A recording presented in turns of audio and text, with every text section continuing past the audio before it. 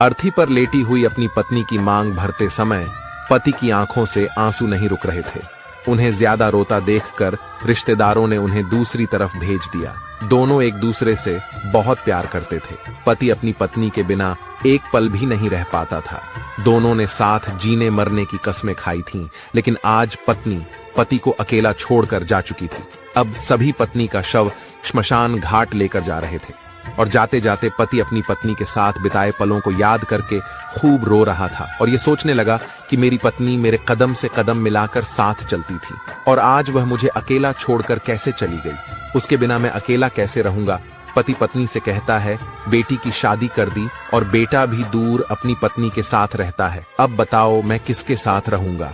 तुम्हें तो पता है ना कि मैं तुम्हारे बिना एक पल भी नहीं रह पाता। तुम हमेशा कहती थी मैं सुहागन ही मरना चाहती हूँ और मेरे मरने के बाद मेरी मांग जरूर भरना। लो, मैंने तुम्हारी हर इच्छा पूरी कर दी। सोचते हुए पति अपनी पत्नी का चेहरा देखकर खूब रो रहा था। अचानक वह पत्नी के पास रोते रोते ठंडा सा पड़ गया और रोना भी बंद हो गया क्योंकि पति की सांसें भी थम चुकी थीं। यह देखकर सभी लोग बहुत डर गए। तभी उनका बेटा उनके पास जाता है और कहता है, उठो पापा उठो। लेकिन जब 5 से 7 बार कहने पर भी नहीं उठे तो उनके बेटे की चीख निकल गई और वह खूब रोने लगा। लेकिन पति तो अपनी पत्नी के पास जा चुका था।